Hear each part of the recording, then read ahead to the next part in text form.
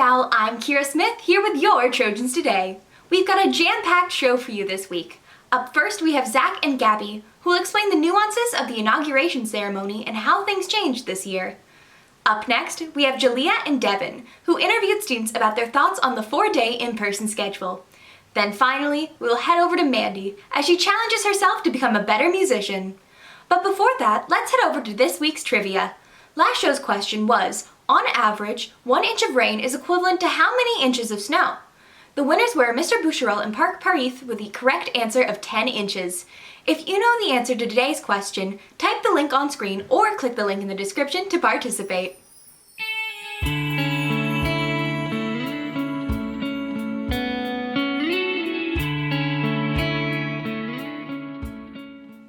Good luck to everyone who answered. The winners will be announced in our next broadcast, so stay tuned.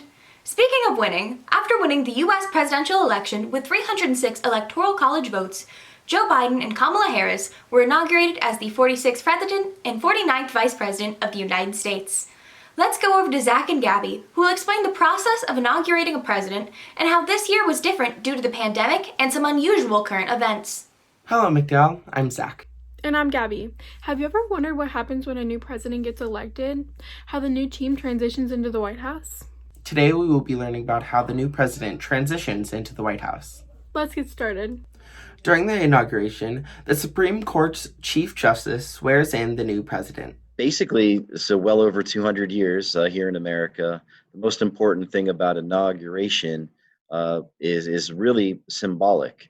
And what I mean by that is that in most of world history, when political power was changing hands from one person to another, oftentimes it involved violence and instability and various things like that. So like the most important symbolic thing about how we do the transition here in America is a peaceful transition of power. The inauguration happens on January 20th at noon, declared by the 20th Amendment.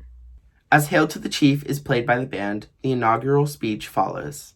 This speech sets the tone for the new presidential ways. Is the swearing-in ceremony. They certainly have that on TV as well, where the vice president and the president take the presidential oath of office. That's the part where they say that they solemnly swear to preserve and protect and defend the Constitution of the United States. That is a constitutional part of the transition that has to happen. The new president and the new vice president are constitutionally required to do that. And I think sort of beyond that requirement, there would be other traditions and things like that that we follow. As the inauguration is in progress, all the former presidents and families' belongings get taken out of the White House, and the new president's belongings are brought in. But this year, things took a turn. January 6th is the day that the Congress confirms the Electoral College, and the winner of the election is settled. On January 6, 2021, supporters of Donald Trump raided the Capitol building in Washington, D.C. The Capitol building was actually burned by the British in the War of 1812 in September of 1814. So there's definitely been violence at the Capitol. As far as I know, there's never been a riot by the losing party. But at the same time, though, there have been a number of transitions in either times that were incredibly tough or unstable. This caused chaos and havoc upon the Capitol. An event like this has not occurred in more than 200 years. This day's result included 5 deaths and intense security throughout the United States in preparation for January 20th. This also caused the former president Donald Trump to be impeached for a second time. Despite the disturbance, Joe Biden will be sworn in as our 46th president. Although the COVID-19 pandemic and actions taken by some early in the month will make a traditionally large and supportive crowd a smaller ceremony, there is one thing to be true. Whether Democrat or Republican, Americans put their differences aside and the democracy succeeds. So whether you are red or blue, we can still say Hail to the Chief on January 20th and at future inaugurations. From TNN, this is Zach. And Gabby. Now on to more news. Thanks, Zach and Gabby. That was really informative. McDowell plans on returning to a 4-day-a-week in-person schedule on January 28th. Let's head over to Jalea and Devin, who got the student perspective on the shift. Good morning, McDowell. I'm Devin Levy. Over the past week, the Trojan News Network published a survey for students across the district to find out what they think about adapting to a 4-day in-person schedule. Students were asked to rank their opinion on returning to school on a scale from 1 to 5. 1 meant that the students greatly disliked the system, and 5 meant that students are enthusiastic about it. 44% of students rated it either 1 or 2, while 28% of students rated it either 4 or 5. 24% of students chose the middle ground and selected 3. Furthermore, when students were asked if they would prefer staying on the 2-day in-person hybrid schedule, 44% said they wanted to stay with the current system, 20% preferred the 4-day system, and 28% said that they would rather go all virtual. These results show that while some students are enthusiastic about returning to school, many others would rather stay in the hybrid system or go all virtual. Now back to more news. Thanks for gathering the student insight, Julia and Devin. As we turned into the new year, many people made resolutions to try and improve themselves.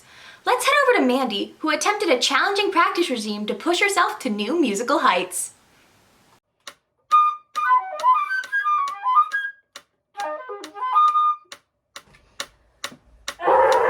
Good morning, McDowell. My name is Mandy Verlin, and this week I was in the mood for a challenge. With the new year in full swing, many people have been striving to make changes in their everyday life. As a musician, personally, I would like to practice more and improve in my instrumental skills. The goal over this week was to not go more than 12 hours without practicing. If I finished practicing at 5 p.m. after school, then I would have to practice again at or before 5 a.m. the next morning. This challenge was inspired by the Empire Brass Quintet practice regimen. This group was founded in 1972, and many instrumentalists have filled the roles of these 5 musicians over the years as the group traveled all across North America. I got the privilege of messaging back and forth with Mr. Jeffrey Kernow, who was the principal trumpet player of the Philadelphia Symphony Orchestra and a former member of the Empire Brass Quintet. Kernow remarked, "I quickly learned from watching the other players how to condition myself for what was, at times, a really punishing rehearsal and performance schedule.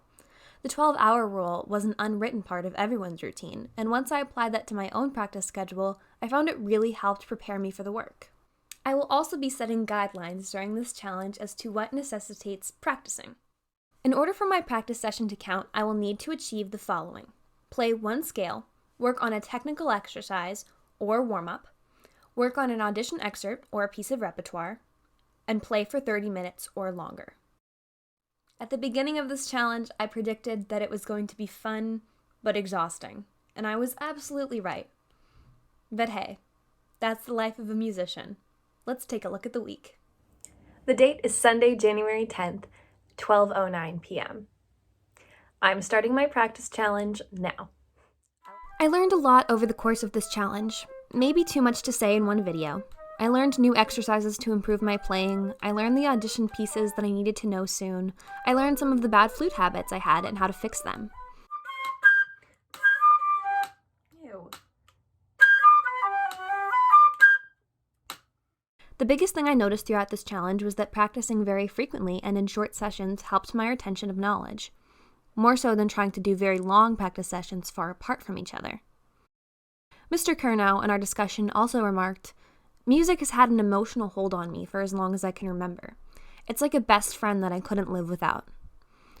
During my challenge, that proved to be crucial to remember at 5:30 in the morning, along with some sage wisdom from Mr. Anderson, one of our music teachers at McDowell High School. I would say be in love with music, because that's what's going to get you through. Starting my day with music has had a very positive effect on me emotionally. It was almost how people do a workout every morning. Good morning. The time is 7:30 a.m. I woke up to practice before I get ready for our Cyber Monday schedule, which starts at 9. It really woke up my mind and got me moving before the day started. I was more in tune with what was going on around me, and I was more productive. I felt satisfied and awake. These are just the things I do for news and music. I could sit here and talk about the logistics of practicing every 12 hours and the emotional and physical impact that it had. I could tell you how I was also exhausted and how there were some really bad days where I felt like I could practice my flute for a whole session and still accomplish nothing. Guys, I'm gonna be honest, I'm not having the easiest time this morning. It's just I've been at this for a couple days and I'm feeling kind of worn out and exhausted. But this is what I love. This is my instrument. This is what I do. Doesn't mean there won't be hard days. It actually just means that sometimes there will be hard days. But I think I'd be selling you short of what I really learned. This afternoon's practice really made up for this morning. That went really good. I'm really excited.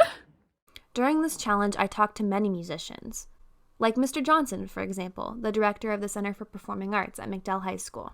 Music doesn't have race. Music doesn't have boundaries, but it finds a way to unite all of those different things together. And that's one of the things that I really love about the arts and music in general.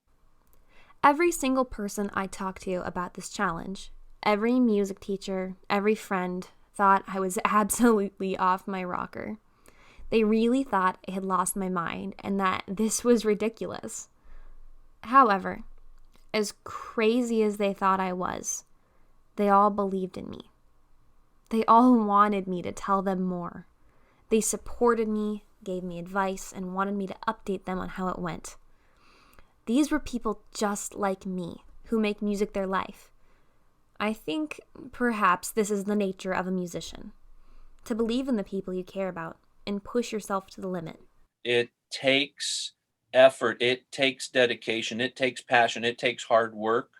But that's not why we do it. We do it because of what we're going to be able to do after we put in that time. When you are willing to put in the time and make the sacrifice and put in the 10,000 hours, that is a relationship with music that is very similar to, being in love. It really is.